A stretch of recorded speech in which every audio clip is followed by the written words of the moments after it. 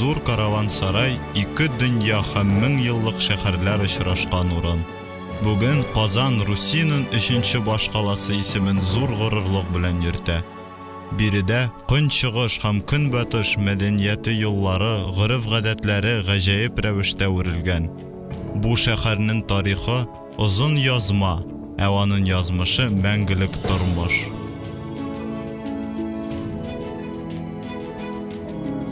Казанны еш кына космополит шәһәр дип атыйлар. Аның урамнарында 100дән артык милләт кешесе тавышын ишетергә мөмкин. Биредә ислам, христиан һәм иуда килешеп тыныч күршеләр булып яши. 1000 еллык кала Идел болгарлары һәм аларның туры тукымы Казан татарлары борынгы мәдәниятен саклаган. Бүген Казан бөтен дөнья мирасы исәпләнгән шәһәрләр исемлегендә. Моны ЮНЕСКО халыкара оешмасы дипломнары һәм медальләре раслый. Шәһәрләрнең кешеләрнеке кебек үз язмышлары бар. Рәсми мәгълүматларга караганда, Казанга моннан 1000 елдан элегрәк нигез салынган. Кала мусулман һәм христиан дөньялары чигендә, Азия һәм Европа сәүдә юллары кисешкән урында барлыкка килә. Борынгы төрки телендә Казан сүзе чик дигәнне аңлата. Шәһәр Идел болгары дәүләтенең иң төньяк чигендә ныгытма буларак урнаша. Фәнни китапларда язылган рәсми тарих шундый. Эпос безгә нәрсә сөйлисен? Казанның барлыкка килүе хакындагы легендалар саны гына да бит 20 дистәдән артык. Биредә кайчандыр хан ауга чыккан. Биредә урманлык булган һәм асты агып яткан елга да урманлык булган. Ул шактый тыныч аккан елга. Хан уңышсыз аудан соң ялга туктаган һәм ялчысын алтын казан белән су алырга елгага җибәргән. Ялчы кешесез яр буена төшкән. Су алган һәм каяндыр килеп чыккан бер чибәр кызны күргән. Көтелмәгән хәлдән ялчы кулын җәеп җибәргән һәм алтын казанчык су төбенә киткән. Югалган казан өчен җәза алудан куркып, хезмәтче ярлыкавын сорап ханның аягы астына ташланган. Әмма хан ачуланмаган, чибәр кызны кәләш итеп алган, ә алтын казан баткан җиргә шәһәр салырга боерган. Каланны Казан дип атаган, төрекчә Казан. Менә шулай суга баткан Казан истәлегенә Казан шәһәренә исем кушылган. Русия империясы җитәкчеләре ике мәдәният кисешендә урнашкан шәһәрдә булуны үз бурычы дип исәпләгән һәм аның үсешенә төрлечә ярдәм иткән. Казанга килгән тәүге улы кунак император Петр I була. Икенче булып шәһәр портына 1767 елда Екатерина II галерасы керә. Кала белән танышуны мәртәбәле шәхесләр гадәттә Казандагы Кремльдән башлаган. Казан Кремле тулысынча Кремль биеклеге сызымыннан кабатлаган. Дөрес булмаган күп почмактан гыйбарәт. Аның стеналары озынлыгы километр ярымнан биегрәк, ә гомум майданы 15 гектар тәшкил итә. Бүгенге көндә Кремль территориясына рәсми керү кайчандыр иң биекләрдән исәпләнгән Спас манарасы аша үтә. Элекке заманнарда капка өстенә коткаручы Христос сурәте төшерелгән икона куелган була. Аның исеме дә шуннан килеп чыккан. 1963 елда биредә 572 килограммлы йолдыз балкыды. Ул тотыкмый торган тимердән алтын өрдереп эшләнгән. Бу урын кеше тарафыннан моннан 8000 ел элек үзләштерелә башлаган. Һәм гамәлдә шушы чырлар барышында биеклекне өйрәнү бер дә өзелмәгән. Кыскасы биредә тәүдә кешеләр аерым гына утырган булган. Аннары яхшы төзелгән ныгытма барлыкка килгән. Кешеләр үз хуҗалыгын булдырган, һөнәрчелек, сәүдә үсә башлаган. Нәтиҗәдә хуҗалык үскән, зурайган. Шушы вакыттан дөресрәге 10нчы гасырдан башлап Казан шәһәре тарихы исәпләнә дә инде.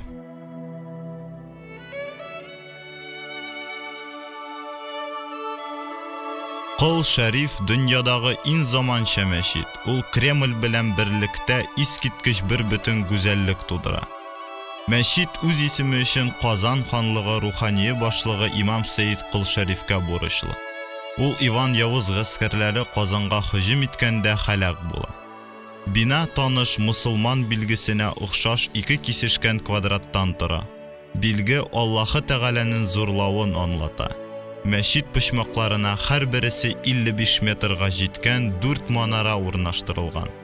Архитекторлар фикеренчә, төп гүмбәз ханнарның легендар тажы Казан бүрегенә охшатып эшләнгән.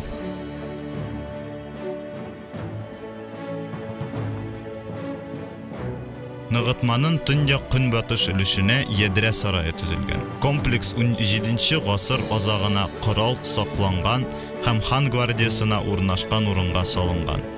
2 гасыр буена биредә корал эшләнгән һәм сакланган. Бераз гына арырак сарай майданында Благовещен ширкәве калка. Таштан төзелгән борынгы бина 1562 елда салына.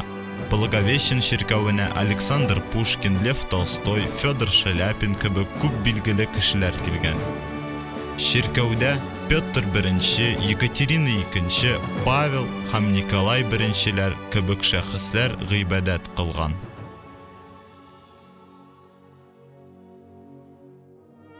Гыйбадәт ханәдән 2 генә адымда Сөембикә манарасы балкып тора. Берничә йөз ел буена ул Казанның архитектура билгесенә әйләнде. Тарихчылар фикеренчә, манара 17 гасырның 2нче яртысында төзелгән. Сөембикә җир йөзендәге авып баручы төзелешләр исемлегендә. Авышлык көньяк-көнчыгыш якка 1 метр 98 сантиметр тәшкил итә. Казан патшасы Горур Сөембикә урыс дәүләтенең Явыз патшасы хатыны булырга теләмәгән. Ачуыннан ярсыган Иван IV патша бикәне буйсындырырга, бер уңайдан ханлыкның бар байлыгын басып алырга теләгән. Туплар очкан, кешеләр һәлак булган һәм ныгытма ут белән чорнап алынган. Каланы жәлләп Сөембикә әлеге никахка риза булган. Шарт куйган, Кремльдә бер кайда да матурлыгы һәм бийеклеге тиң булмаган сакчы манара куярга. Осталар патшага ярарга тырышып ашыккан. Башын күтәргән мәгърур манара шәһәрне гаҗәпләндереп сак булып баскан. Калага багарга һәм кышлашырга Сөембикә өскә күтәрелгән. Соңра халыкка баш иеп һавага атлаган. Иншалла, борынгы легенда фаҗигале. Әмма манара шәүләсе Кремль каплап һаман тора. Бүген Казан үзенең борынгы ныгытмасы шикләреннән бик еракка атлады. Борынгы һәм заманча урамнан бийеклектән йөгереп төшә һәм үзләре белән шәһәр буйлап мавыктыргыч сәяхәткә чакыра. Кремль урамы элек-электән шәһәрнең иң матур һәм иң төзек өлеше санала. Биредә бары тик бай һәм билгеле кешеләрнең генә яшәргә мөмкинлеге булган. Хәзергә кадәр биредә стеналары үзгән йөзеллык серләрен хәтерләгән 17-19 гасыр биналары күршеләр булып тора. Билгеле, тарихи майдандагы тәүге бинаның шәһәрнең төп идарәсе Казан мэриясе били. Бу бина 19 гасыр башында салынган. Үз вакытында биредә җәмәгать банкы һәм китапхана урнашкан булган. Анда еш кына Талип Совет дәүләтенең булачак җитәкчесе Владимир Ульянов кергәләгән. Көньяк-көнчыгыш яктан майданга Татарстан Республикасы Милли музееның иске бинасы алгы ягы чыга. Хан чорында бу урында караван сарай, 17 гасырда Кунак сарай урнашкан булган. 24 рәттә кышын һәм җәен җанлы сәүдә барган 600дән артык төрле кибет урын алган. Александр пассажы Кремль урамының иң яхшы бизәге. Алгы өлеше бик матур бизәлгән айрым бай йорт ул. Заманна күрә кыйммәт булган бу кырылма 19 гасырның 2нче яртысында төзелгән. Риваятларга караганда, әлеге бинаны төзү хакында килешкәндә, Казан миллионеры Александр Александров архитекторга шундый итеп төзү, минем акчалар күренеп торсын дигән. Һәм Генрих Руш бик тырышкан. Үз иченә күп тарихи вакыйгалар сыйдырган урамның узынлыгы 1050 метр. Кремль урамы Казан тормышының күп гасырлар шилтәреннән тукылган үзенчәлекле энциклопедиясы. Рәсми һәйкәлләр бар. Бүгенге көндә алар 582 һәм эзләп табылган исемлеккә кергәннәр дә бар. Бу исемлек чынлыкта даими арта бара. Менә мәсәлән, бүгенге көнгә безнең шундый исемлектә табылганы 39 объект. Һәм тагын 150-гә якын һәйкәлләр яки архитектура корылмалары. Аларның киләчәктә һәйкәлгә әйләнүе ихтимал, чөнки аларда милли мирас билгеләре бар. Казан шуның белән гаҗәеп. Биредә һәр йорт тарихның сүзсез шаһиты. 1772 елда бу урыннарында сәнәгатьче Иван Михляев йортында Петр I үзе туктаган. Казанда үзенең 50 яшен бәйрәм иткән. Шушы вакыйга уңаеннан бөтен Идел буенда иң биек Петропавловск ширкәве салынган.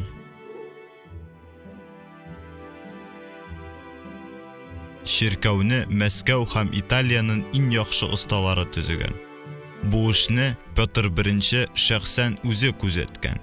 Әмма ул аның салынып биткәнен күрә алмаган. Ширкәү үз ишекләрен император үлеп 1 ел үткәннән соң гына ачкан. Безнең көннәрдә ширкәү зурлыгы һәм стеналардагы искиткеч матур бизәге белән аерыла.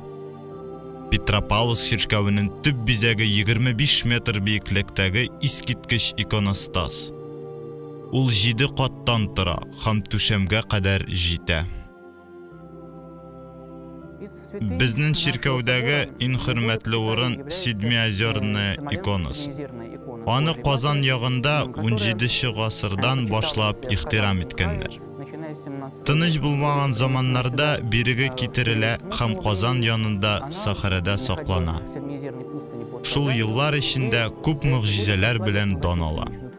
Атап әйткәндә, ул шәһәрне 17-18 гасырда берничә эпидемиядан коткарган дип исәпләнә. 20 гасырда төрле авыр кичерешләр аша үткәч, 1989 елда ширкәүне ачканда ул безнең ширкәүгә бирелде. Шул вакыттан башлап ул биредә саклана һәм Казан ягында иң хөрмәтләрдән санала. Тарихның тагын бер шаһиты бу Казан университеты. Уку йорты 1804 елның 5 ноябрьдә Александр I указы нигезендә салына. Ул вакытта Казан округының бөтен империя территориясы белән чагыштырга була. Биредә Идел буе, Кама буе, Сибир, Урал алды һәм Кавказдан талиплар укый. Бу стеналарда Русияны бөтен дөньяга таныткан бөек ачышлар ясала. Бу геометр Лобачевский ачышлары да, Европадагы тәүге Кытай теле кафедрасы да. Казан университеты үзенең фәнни китапханәсе белән дә данлыклы. Бүген ул Русиядагы һәм дөньядагы иң эре китап саклагычларның берсе. Китапханәнең гомум фондында 15,000 кул язма һәм 3,000-дән артык сирәк китап исәпләнә. Иң тәүге басма 11 гасырда чыккан. Русиядагы икенче иң борынгы югары уку йорты үзенең астрономик ачышлары белән дә горурлана. 20 гасыр башында аның үз обсерваториясы барлыкка килә һәм айның арткы ягы тикшерүләре алып барыла. Биредә Лев Толстойның әдәби таланты һәм Владимир Ульяновның революцион характеры ачыла. Нәк менә шушыннан пролетар революцияның булачак җитәкчесе үзенең тәүге сөргененә җибәрелә. Бүген аның исемендәге аудиторияда газ уты яктысында булачак юристларның лекциялары үтә. Казан университетының төп бизәге 1825 елда ук салынган актлар залы. Аның стеналары эчендә бөтен Русия һәм хәтта халыкара яңгыраш тапкан мөһим тарихи вакыйгалар үтте. Биредә еш кына властьны тәнкыйтьләү һәм күренекле галимнәр чыгышы яңгырады. Казан университеты үзенең күренекле химиклары белән горурлана. Менделеевның Русия химиясе Казанда туды диюе очраклы түгел. Бу университетны тамамлаган Николай Николаевич Зинин, профессор, 1842 елда ул нитробензолдан анилин ала. 2 елдан аз гына соңрак Карл Клаус Русия территориясында ачылган бердән-бер элемент Палатин төркемендәге рутина яла. Латинчадан ул Русияны дип тәрҗемә ителә. Без Александр Михайлович Бутлеров белән дә горурланабыз. Ул органик матдәнең химия төзелеше теориясын иҗат итте. Русия яңа фәнни мәктәп, фәнни юнәлеш алды. Бу органик бәйләнешләр химиясы. 16 гасырда Казанны яулап алганнан соң мусулманнарга кала эчендә яшәү тыелган, һәм аларга шәһәрдән читтә бушлыкта урын биргәннәр. Шулай итеп яңа бистә барлыкка килгән. Аңа Татар бистәсе дигән исем кушылган. Төп урамы Кремльнекенә охшаган һәм Захарьевский исем алган. Биредә бай татар сәүдәгәрләре һәм урындагы ак сөякләр урнашкан. 1863 елда бу урында хәзерге Шамил йорты үсеп чыккан. Иске Казанда ин матур айрым йортны миллионер һәм сәүдәгәр Ибрахим Апаков салган. Соңрак сәүдәгәр бу йортны үз кызына туй бүләге итеп биргән. Кияү Кавказ бәйсезлеге өчен көрәшүче легендар Шамилның малае булган.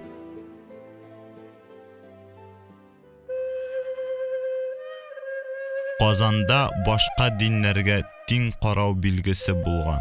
Әл-Мәрҗани таш мәчете 1770 елда Бөек Екатерина рөхсәте белән салына. Ак сөяк татарлар патша бикәдән таш мәчетләр салырга рөхсәт сорый. Һәм Екатерина II ризалык белдерә. Менә шулай күтәрелә беренче таш мәчет Әл-Мәрҗани. Бүген Казанның Әл-Мәрҗани Җәмигъ мәчете архитектураның дөнья күләм кыйммәтләре исемлегенә керә. Бирегә хөкүмәт делегациялары һәм Татарстан Республикасының күп санлы кунаклары килә. Әл-Мәрҗани дингә ышанучыларга 2 гасырдан артык хезмәт итә һәм бер тапкыр да ишекләрен япмады. Ничек кенә булмасын, күп мусулманнар мәчеткә килә, халык дингә килә. Хәзерге вакытта мәчет 3000 кешене сыйдырса, табигый бәйрәмдә, җомга көннәрендә, ураза, Корбан вакытында халык сыймый. Урамга чыгалар, урамда гыйбадәт кылалар. Безгә мусулманнар гына түгел, бүтән милләт кешеләре дә килгәнгә шат. Аларны шатланып каршы алабыз. Мәчет ишекләре теләсә кайсы вакытта ачык. Рәхим итегез. Башка илләрдән дә килә алалар, башка шәһәрләрдән дә килергә мөмкиннәр. Хәзер бирегә никах укытырга киләләр. Барлык мәчетләр дә эшләргә бурычлы. Алар алга барырга тиеш. Халык килеп гыйбадәт кылу белән генә шикләнмәсен. Мәчет ул рухи үзәк. Мәчет каршында мусулман балалар өчен балалар бакчалары оештырылса бик яхшы. Бар хезмәт күрсәтү мәчетенең үзендә оештырылырга тиеш. Казан Богородицк монастыры нәкъ менә шушында Русияның төрле ягыннан дингә ышанучылар җыела. Һәм бу юкка түгел. Биредә бөтен дөнья белгән кадерле икона саклана. Мөгъҗизәле икона баш ияргә меңнәрчә километрдан киләләр. Аңардан саклау һәм сәламәтлек сорыйлар. Бу Русиядә аеручы хөрмәткә ия Казан иконасы. Тәүге минутлардан ук икона нинди көчкә ия булуын күрсәтә. Мөгъҗизәләр бүгенге көндә дә дәвам итә. 1579 елда Казанда көчле янгын чыга. Йөзбашы Данило Онышының 9 яшьлек кызы Матрёна төшендә изге Гайса анасы керә. Хава патша бикәсе күл арасыннан Казан ханлыгы вакытында ук яшерелгән иконаны табырга куша. Күрсәтелгән урында чынлап та шия төсендәге чүпрәккә төрелгән икона табыла. Икона барсында Казан архиереенда Явыз Иванны да таң калдыра. Баланың да изге Гайса анасының да үзенчәлекле халәттә булуы вакыттагы икона язуы каты кануннарына туры килми. 1904 елда монастырны талыйлар һәм Казан иконасы югала. Йөрәүләр берничә, кемдер ул яндырылган, кемдер сакланган ди. Әмма ничек кенә булмасын, хәзергә кадәр беренче иконаның язмышы билгесез. Хәзерге Казандагы икона Русиядагы кин билгеләрдән берсе. Ул 17 елдан соң Русиядан читкә чыгарыла. Русиядан Польша, Германия аша Бөек Британияга эләгә. Һәм аннан күп илләр, сәяхәтләр аша 2004 елда Русияга, инде 2005 елда Казанга кайту мөмкинлеге ала. Әһимияте ягыннан икенче урында турышы Урам Бауман яки халыкта аны Казан Арбаты дип йөртәләр. 5 гасыр элек ул Казан ныгытмаларын вату истәлегенә икенче атама белән Зур Тишекле дип аталган. Башта урамчыктар һәм сикәлтәле булган. Тәүге таш биналар биредә 19 гасырда гына барлыкка килә. Акрынлап төп сәүдә юлы эшлекле үзәккә әйләнә. Бай кунакханалар, кибетләр, банклар һәм биржалар барлыкка килә. Казан үткән һәм киләчәк, традициялар һәм инновациялар очрашкан урын. Безнең көннәрдә шәһәрдә яңа архитектура һәйкәлләре барлыкка килә, һәм хәзер алар турында легендалар туа. Ауропадагы иң эреләрдән берсе һәм Русиядә бердән-бер. Булар барысы да әнә шул Казандагы Курчак театры хакында. Аңа 1934 елда нигез салына, һәм ул чиркәү бинасыннан урын ала. Төрле төсле манаралы әкияттәге кебек сарай Петербург урамында урнашты. Нәни театр сөючеләрне Курчак геройлар каршы ала. А спектакльга хәтле булган вакытны механик сәгать саный.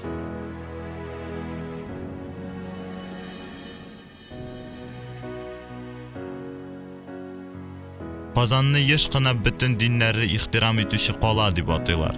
Һәм бу гаҗәп түгел. Барлык диннәр бинасы нәкъ биредә барлыкка килде.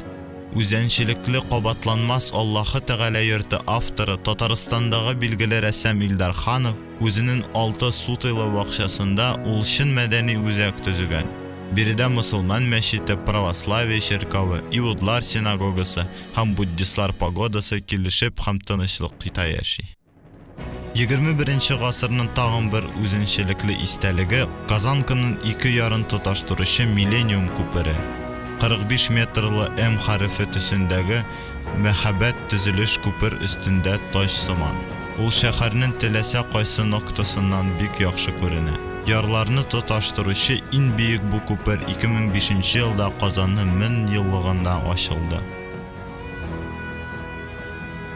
Без әлбиттә кайсы вакытта яшәгәнлегебезне бик аңларга тиеш. Бездә танылган объектлар 18-19 гасырныкы. Безнең чорның да танылуын һәм киләчәктә дә киләчәк буыннар тарафыннан да танылуын телибез. Минемчә архитекторлар үз юлыннан барырга, бүгенге архитектура бурычларын яхшы аңларга тиеш. Бәлки киләчәктә безгә бүген шундый табигый, көндәлек, гадәти булып күренгән нәрсәләр киләчәктә безнең чорның истәлекле һәйкәленә әйләнер. 1000 еллык кала, 2 дөнья тоташкан урын һәм Русиянең 3нче баш каласы. Казанга нигез салганда ук аңа бөек киләчәк һәм мәңгелек яшәеш телиләр. Шәһәргә нигез салучылар хаклы булып чыга. Вакытлыча эшне калдырып, Казан урамнары буйлап үтсән, һичшиксез 1000 еллык шәһәр сезгә тагын бер серне ачар. Патша Бика Екатерина II үзе биредә булганда сокланып, без башкалага кайтасы килү теләген бөтенләй югалттык. Әгәр кайтырга кирәк булмаса, белмибез, эш ничек бетәр иде икән, дигән.